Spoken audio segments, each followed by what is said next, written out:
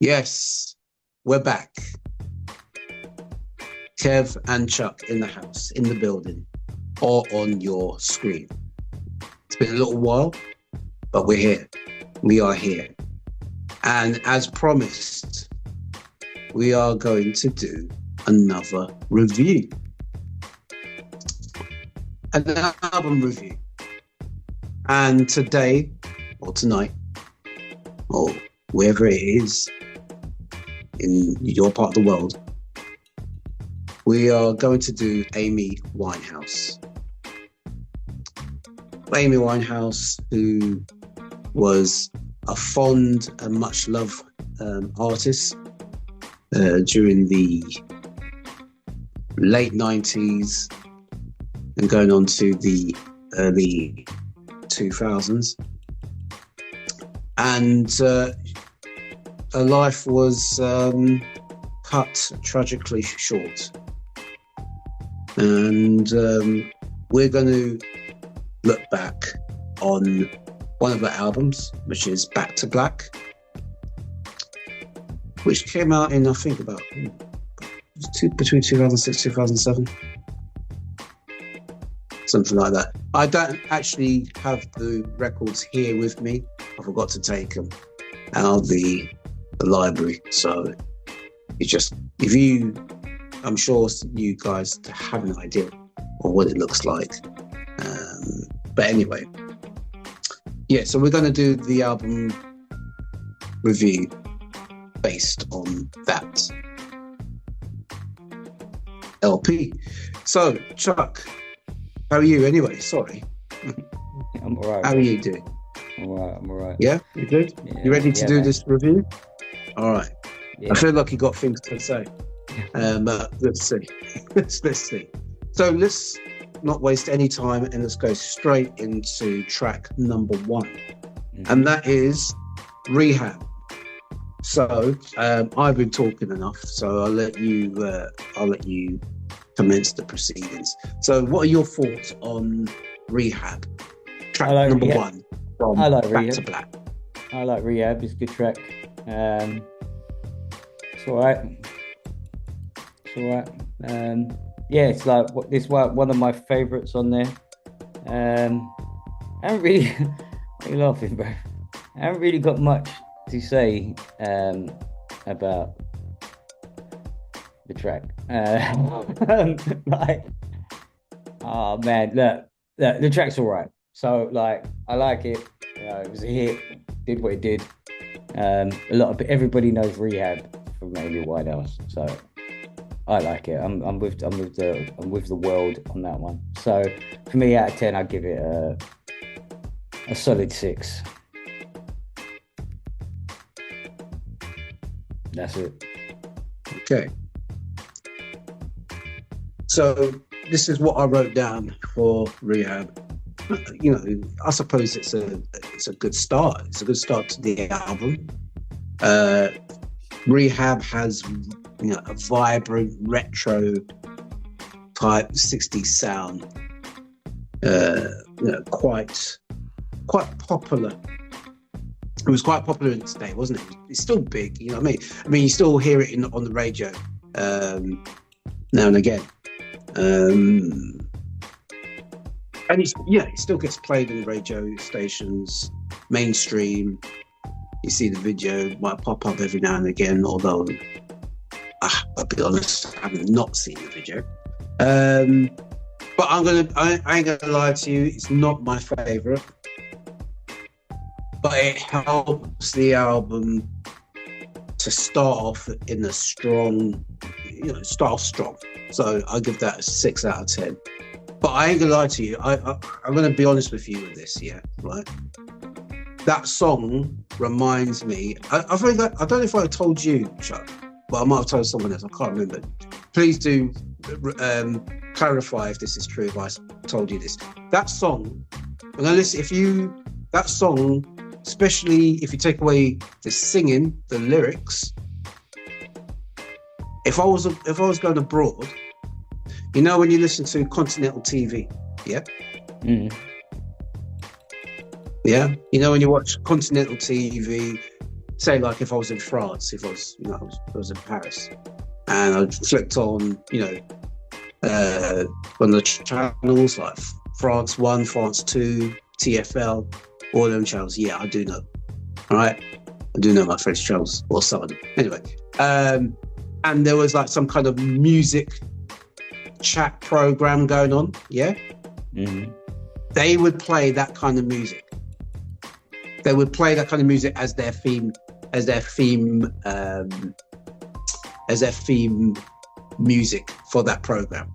It just reminds me of something that they would play on some kind of continental channel, right? Which has a slight cheesy feel to it. But that's me. Yeah, that's just me. So anyway, I'm going to stop right there. And I was going to say, yes, 6 out of 10. Oh, okay, cool. All right, boom. Next one. Right. So the next one is, I'm no good. I'm no good. So once again, this track boasts an old school flavor, with Amy Winehouse's signature catty neo sound type swag to it. You know what I mean? The beat forces me to think. This is what I put down when I first listened to it. The beat forces me to think it has the potential to be sampled for a kind of like a hip hop track. Whinehouse lyrics kind of flow nicely with the track, and it goes well with the rhythm. So I gave it a 7.3 out of 10. Wow. And I also put very, very street. It has a very street sound to it. Chucky. Okay. I'm just gonna make this really brief. I'm not even gonna talk about track. I'm just gonna give you my rating straight on this. So that's a 4 for me on that one. Right. We move on to track number 3. Mm-hmm. Me and Mr. Jones. Me and Mr. Jones. Track number 3. You want to kick this one off?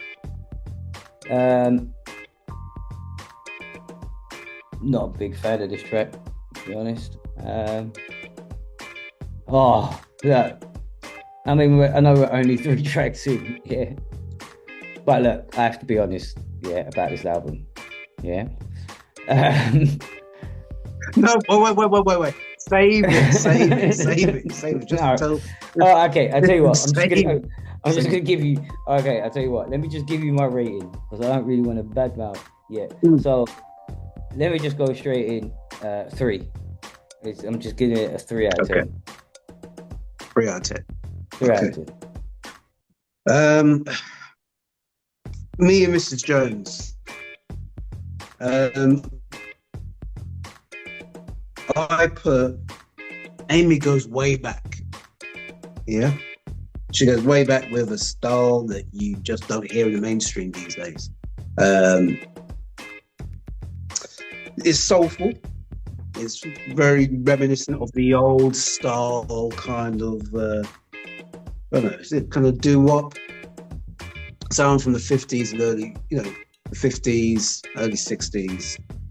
And I think it just shows that just how much Whinehouse loved that era. She really, really homes in on that era quite strongly, or definitely the 60s, 50s, 60s sound on this album. It's all right, I like the track. 3 songs in, I think that it's an okay start. So I put 8 out of 10.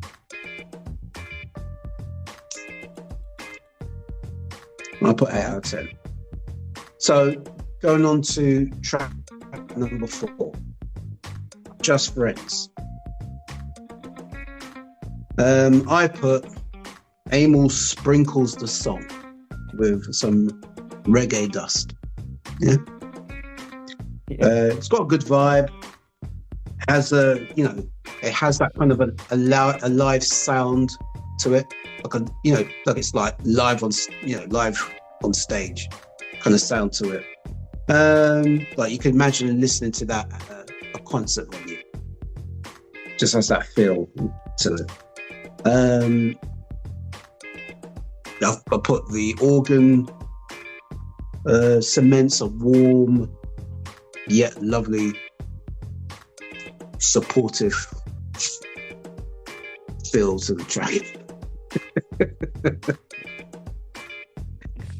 I must have been drunk when I wrote that. I like the track, so I gave it a 7.3 out of 10. All right, straight into the rating. I gave it a 4.5. Okay.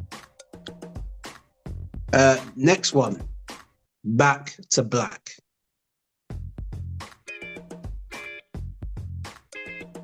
Album itself. So, Chuck, tell us what your thoughts are about track number 5. Look, I like track number 5. So, I think it's good. I do like it. I don't know if I like it because it was just being played a lot when it came out. But I like it. So on that basis, I'm going to give it a high 6. Right. Yeah, it's a very popular track, and this, as well as Rehab, gets played a lot. Still get played now. It's not my favorite though. It's not my favorite. I think it still fits within the structure of the arrangement of the album. But yeah, I don't like it. I think it's dreary. So I'll give it a 5. Give it a 5. Right, number 6. Love is a losing game. So for me, one of the strongest songs on this album. I think it's a great track. Great string arrangements. Now I put it that I think it's really good, and I think it's one of the best songs she's kind of done out of her catalogue, and people will kind of disagree with me on that. Quite freely, they can do that. But I put Chaka Khan as a note, and the reason why I put Chaka Khan as a note is because there's a song from Chaka Khan that I like, a song called Sweet Fame. Now, Chuck, you might remember the song, because remember Mary J. Blige did it, and Angie B did it back in the 90s, yeah? And if you listen to Chaka Khan's version of it, it is a sweet thing. Yeah, so I just sound corny when I say that, yeah? But if that was the only song she did, yeah, and she didn't do anything else, I'd be happy with that, I'd be happy with that. Yeah, I would accept it. I would accept it, because it was a really, really good track, and that's how I see Love is a Losing Game with Amy. It feels personal. I feel that, I think it connects listeners to be drawn by drawn into it, and also to reflect on their own personal moments themselves. Probably moments where they're not good moments, probably of heartbreak and loss and stuff like that. So for me, like I said, it's one of the strongest songs there. I'll give it a 9 out of 10. 9. Wow, that is high.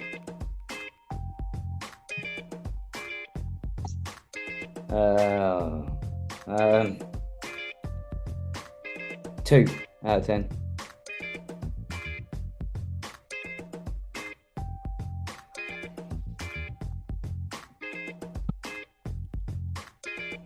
Listen, look, anyone that is watching this, and to you also, Kevin, I will tell you my thoughts on this right at the end.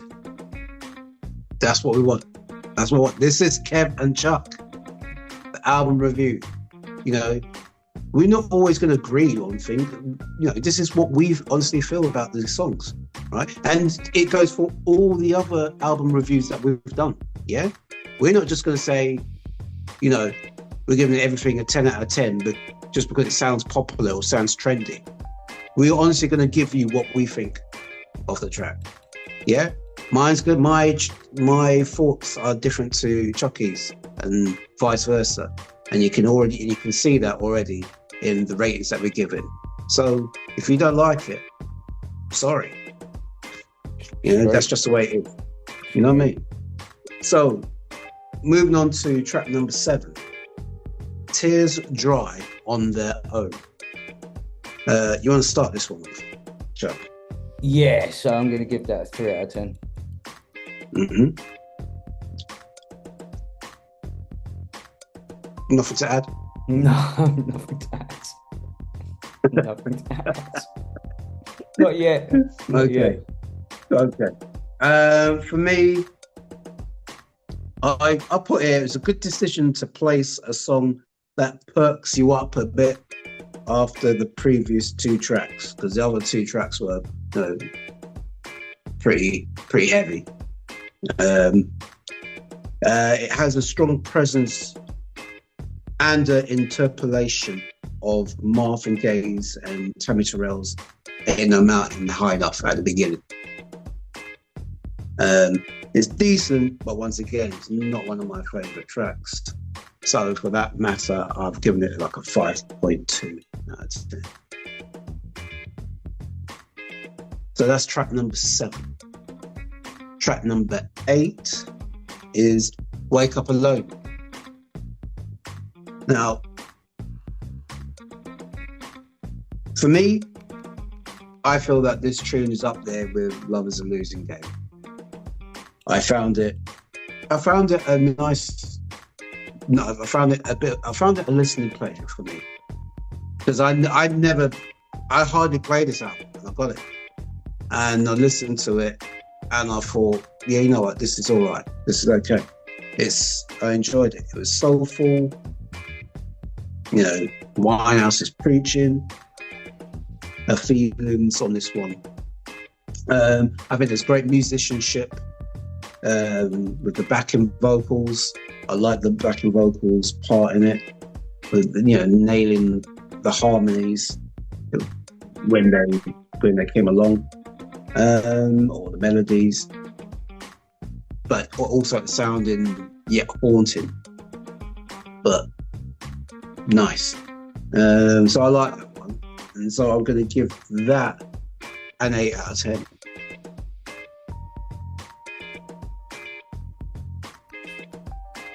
All right. My brother. I liked it better, surprisingly enough. But it's still going to be like it's a 4 out of 10 for me. When you say you like it better, does that mean that it's, for you, it's one of the strongest tracks out there? Is it on the album?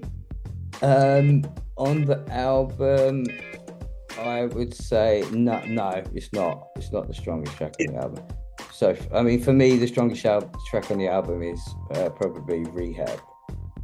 um, for me. But it's okay. Like the Wake Up Alone is okay, but I didn't enjoy it. So yeah, it's a 4 for me. Okay. So now we're moving on to track number 9, and that is Some Unholy War. What did you think about this track? Didn't like it. 3 out of 10. Yeah. Once again, it's the same dish we've been getting throughout the album, which is, you know, that retro sound kind of thing. And after, I'll be honest with you, after a while, even though it's a bit uplifting, because I think the last 3 tracks are a little bit uplifting, but I am getting a little bored with the retro sounds kind of thing. Just getting a little bit bored of it. It's all right. So I give it a 5 out of 10. Yeah. What are you smiling for? Because I'll tell you at the end. I'll tell you at the end. Okay. Number 10. He Can Only Hold Her. Once again, it's the same thing, really. It's just a different noise in a different way. You know what I mean? Just sound, just musicians just playing different chords, different beats, you know, different lyrics. You know, it's got that bam, you know, boom bap sound, just like the last one. Like I said, I was getting a little bit tired of by this point. I know this might be some people's favorite song, but you know, I think I just about held on to the end of this song. But so for me, I give it another 5 out of 10. Chuck, what's your thoughts? I gave it a 2 out of 10.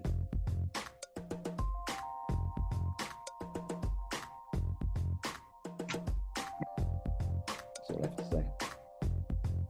And you can kick off the last track on this song, which brings the Back to Black album to a close, and it's called Addicted.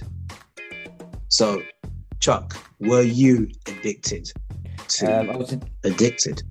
I was addicted to skipping and finishing the album. I didn't even listen to the track, so I'm not gonna lie. I found it solid, like unbelievably hard to listen to this whole album, and I didn't think it would be that bad. Like, I didn't think it would be bad at all. But Wait. By the time I got to track 11, I'll talk about my overall thing later. But by the time I got to track 11, I was done. I was done. I was cooked. So I was like, you know what?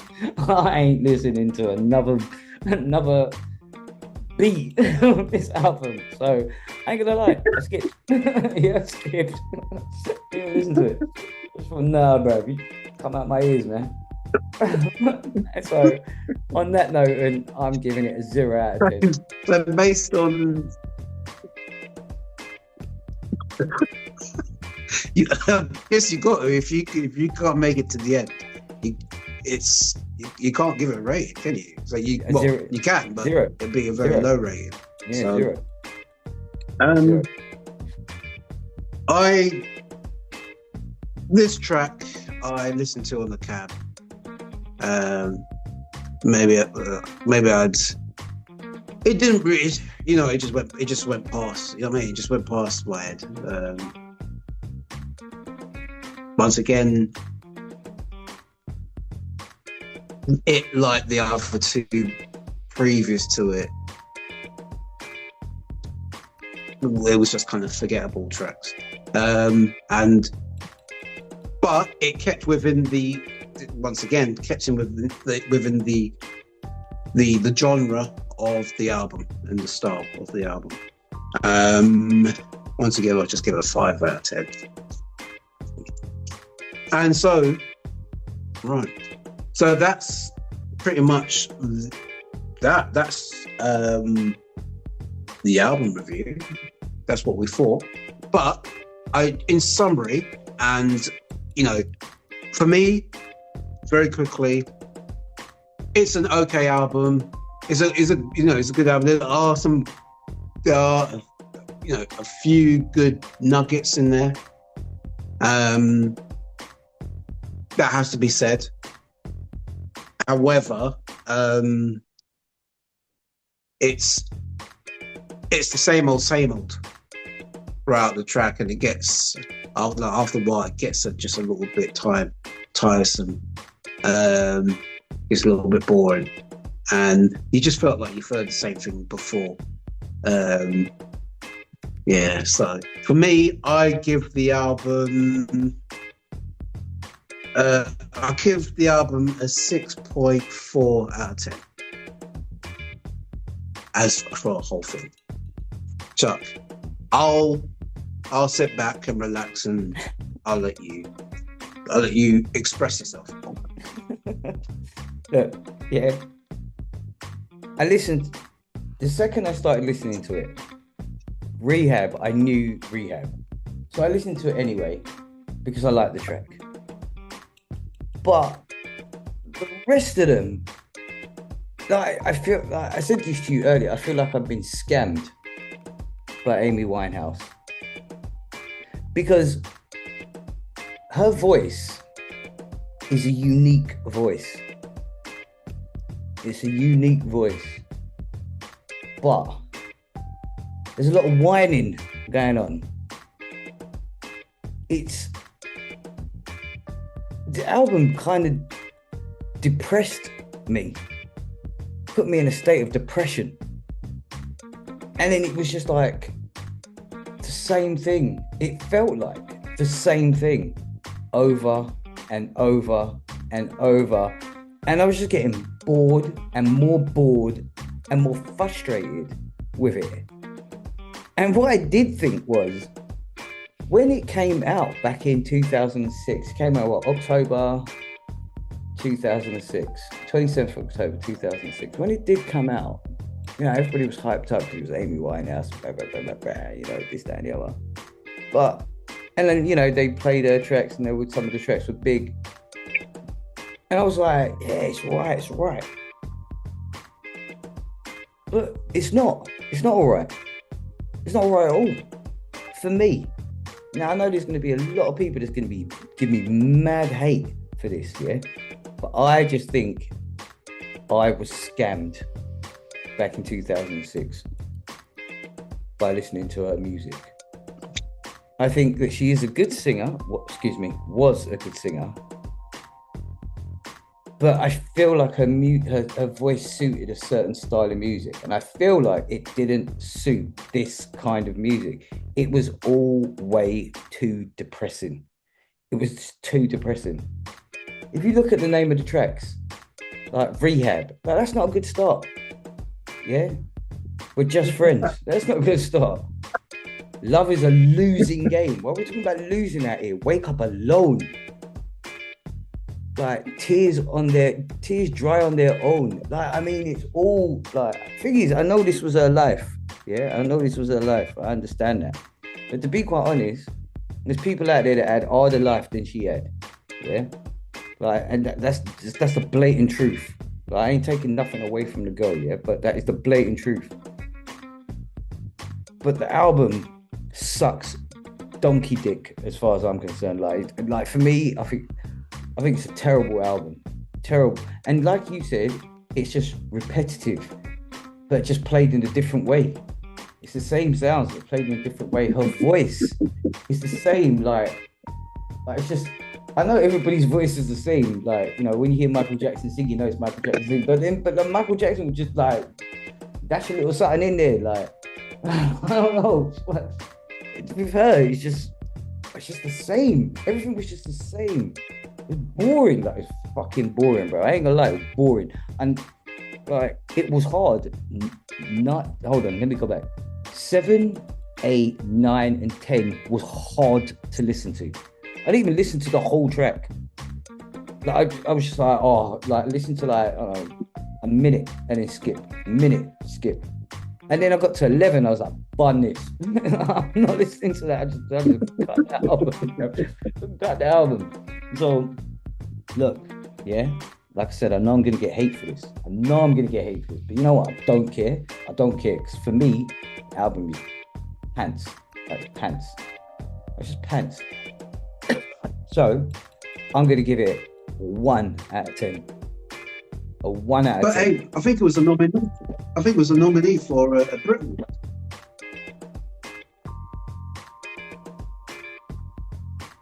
Everybody's got their own taste, but the thing is, yeah, like I'm saying this for me. I'm not saying that everybody got scammed. I'm saying I got scammed. For me, it wasn't the one. It just wasn't the one at all. Like at all. Like at all. Would you say? Go on, sorry. Sorry. Would you say out of all the albums that we've reviewed so far, would you say that this is the worst one? For me, yes. For me, yes.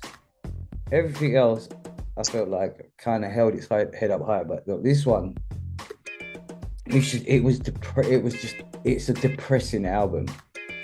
Like, yeah, it's just, yeah, not for me, man. So yeah, sorry guys, but a 1 out of 10. And that's it. And speaking of depressing, unfortunately, that's about it. We're running out of time. We got to go. We've got to leave you guys. Well, so there you go. That's the review from me and my brother, Chuck, on Amy Winehouse's Back to Black album. What do you think? What are your thoughts? Do you agree with us or do you not? Was Chucky being out of line with some of the stuff he said tonight? Was I? Don't. Leave your comments down below.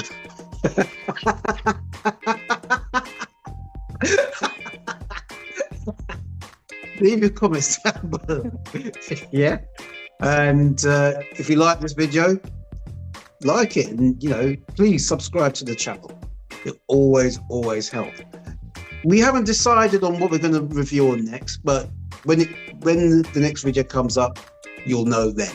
Yeah. So until then, we're going to say goodbye. Take care. Hope you and your loved ones are safe and sound and all of that good stuff. And peace.